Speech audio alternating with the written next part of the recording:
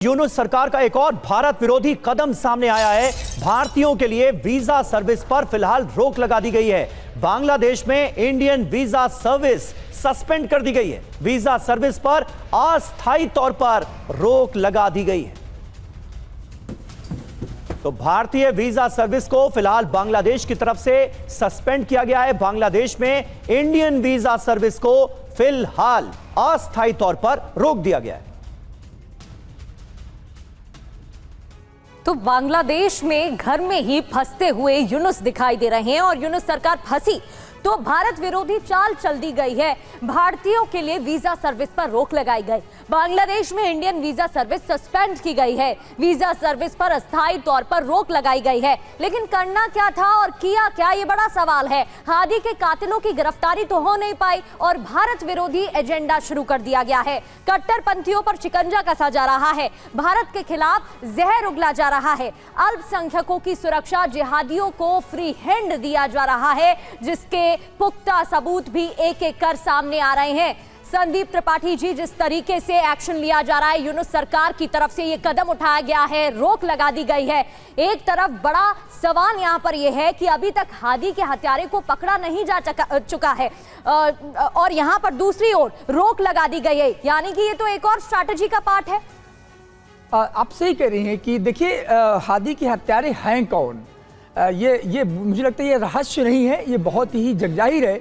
और किसको अरेस्ट करेंगे जब मैं बताया कि जमात और आईएसआई का पूरा हाथ है और इन्हीं की लोगों ने हत्या कराई है। और जब रेडिकलिज्म बहुत हाई पीक पर होता है तो उनको ये नहीं पता चलता कि हादी है कौन है, उनको तो टारगेट चाहिए। और आप देखिए कि अगला मिशन क्या है। उन्होंने जो विजय सेंटर पर रोक लगाई तो कहीं ना कहीं ये बात हमें समझ लेनी होगी कि full fledge against India sentiment नहीं है, बल्कि अगेंस्ट इंडिया ये वॉर का डिक्लेरेशन जिस प्रकार से ये यूनुस खान कर रहे हैं। और यहाँ पर पाकिस्तान को चाल समझना पड़ेगा। एक्चुअली क्या है कि मई जून में जब सिंदूर ऑपरेशन होता है उसके बाद से हम लगातार देख रहे हैं कि पाकिस्तान की कोशिश है कि इंडिया को डिस्टेबलाइज किया जाए। और कहाँ से किया जाए, यदि हम अपने सरजमी से न करें तो बांग्लादेश को सहारा लें। और पाकिस्तान अपने इस मंसूबे में सफल नजर आता है। अब हमें सोचना होगा कि हमें किस तरीके से स्ट्रेटेजिकली रिस्पॉन्स करना है। मुझे लगता है कि ये कुछ दिन में क्लियर हो जाएगा, बहुत जल्दी क्लियर हो जाएगा भारत सरकार की तरफ से कि बांग्लादेश को कैसे टैकल करना है। क्योंकि पूरी तरीके से तस्वीर सामने आ चुकी है कि पहले हिंदू जो युवा उसको जिंदा जला देना, इसके बाद से फिर वीजा का भी आपने बताया ये रोक देना। तो एक तरह से कह सकते हैं कि full fledge against India sentiment इस समय बांग्लादेश की तरफ चल रहा है। बिल्कुल बिल्कुल। और देखिए बांग्लादेश में रूस के राजदूत ग्रिगोरिविच की बड़ी चेतावनी सामने आई है। इसे आप बहुत बड़ी नसीहत मान सकते हैं बांग्लादेश के लिए। उन्होंने कहा है कि भारत से तनाव कम करे बांग्लादेश। बांग्लादेश का जन्म भारत और तत्कालीन सोवियत संघ के समर्थन से हुआ था। आज की तारीख में जो स्थितियां हैं उसके खिलाफ रूस भी नजर आ रहा है और यह नसीहत दी गई है, यह बताया गया है बांग्लादेश को रूस की तरफ से कि भारत से तनाव कम करे। और बांग्लादेश हाई कमीशन के बाहर किस तरीके से राजधानी में प्रदर्शन हो रहा है, तस्वीरें आपको दिखाते हैं।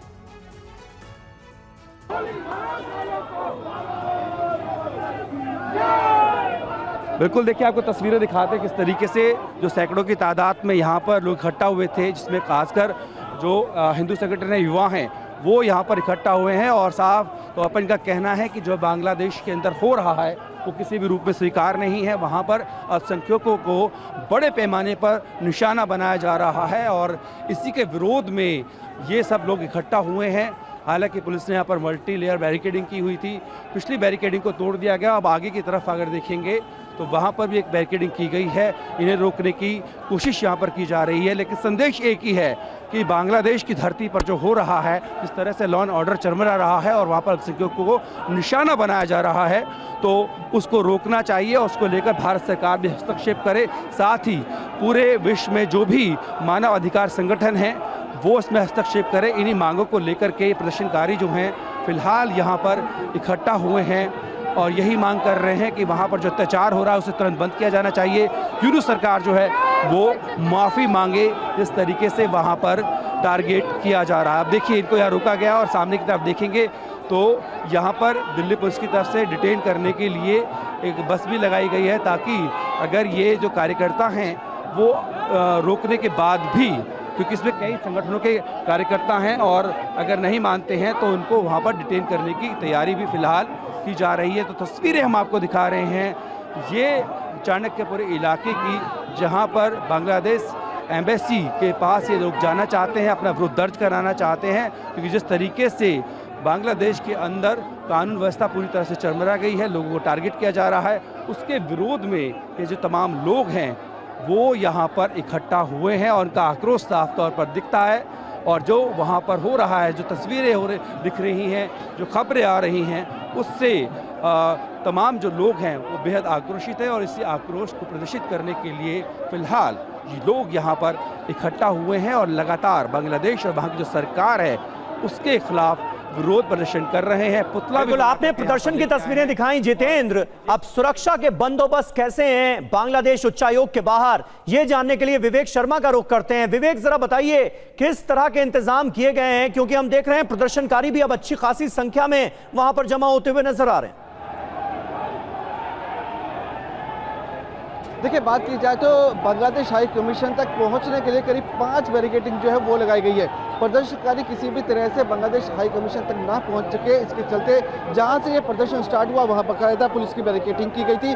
उसके अलावा आप देख सकते हैं करीब 700 मीटर की दूरी पर यहाँ पर एक और बैरिकेडिंग की गई है। इसके अलावा 500 मीटर के दायरे में एक और बैरिकेडिंग जो है पुलिस की गई है, जहाँ पर पैरामिलिट्री फोर्स, दिल्ली पुलिस के जवान तैनात किए गए हैं। उसके बाद 200 मीटर की दूरी पर बैरिकेडिंग की गई है। उसके बाद ठीक सामने बांग्लादेश हाई कमीशन के बाहर जो है पुलिस का कड़ा बंदोबस्त किया गया है। आप देख सकते हैं कि दूसरी बैरिकेडिंग पर यहाँ पर प्रदर्शनकारी जो है वो पहुंच चुके हैं और यहाँ पर बाकायदा बैरिकेड पर चढ़कर ये अपना विरोध जताते हुए नजर आ रहे हैं। देख सकते हैं यहाँ पर जो दिल्ली पुलिस के आलाधिकारी है वो मौके पर मौजूद है, पैरामिलिट्री फोर्स के जवान यहाँ मौके पर मौजूद हैं और लगातार यहाँ पर लोगों को आगे जाने से रोकने की कोशिश जो है बदस्तूर की जा रही है। देख सकते हैं कि हाथ में बैनर लिए लगातार ये लोग यहाँ पे नारेबाजी करते हुए नजर आ रहे हैं और इसी तरह की तस्वीरें जो है यहाँ पर जो लोग हैं वो लगातार नारेबाजी करते हुए नजर आ रहे हैं और इसी तरह की तस्वीरें आगे भी देखने को मिली है, जहाँ पर काफ़ी तादाद में फोर्स को तैनात किया गया है। देख सकते हैं कि बाकायदा यहाँ पर एक पुतला भी लाया गया है जिसे कुछ देर में बताया जा रहा है कि जलाया जाएगा। तो यहाँ पर बांग्लादेश में जिस तरह से हिंदुओं पर अत्याचार हो रहा है, वहाँ पर जिस तरह से हत्या की जा रही है, उसी को लेकर ये लोग यहाँ पर प्रदर्शन करने के लिए आए हैं। उनका साफ कहना है कि जिस तरह से बेरहमी से युवक की हत्या की गई उसे न्याय मिले, जिस तरह से वहाँ पे अत्याचार हिंदुओं पे हो रहा है वो बंद किया जाए। तो यही मांग जो है इनकी है और इसी के चलते ये बांग्लादेश हाई कमीशन के लिए पहुंचे हुए हैं। देख सकते हैं कि बाकायदा पैरामिलिट्री फोर्स के जवान आपको यहाँ पे लाइन से खड़े हुए नजर आएंगे। उसके ठीक पीछे दिल्ली पुलिस के जवान जो है वो नजर आएंगे और बाकायदा यहाँ पर जो महिला कंपनी है सुरक्षा। बहुत बहुत शुक्रिया विवेक आपका हमारे साथ जुड़ने के लिए। जितेंद्र भाटी आपका भी और शिवांग माथुर आपका भी बहुत बहुत शुक्रिया। अपने तमाम खास मेहमानों का भी शुक्रिया अदा करना चाहेंगे। और बांग्लादेश उच्चायोग के बाहर यहां पर प्रोटेस्ट हो रहा है। बांग्लादेश में स्थितियां लगातार बिगड़ती जा रही हैं, हालात पर नजर हमारी लगातार बनी हुई है।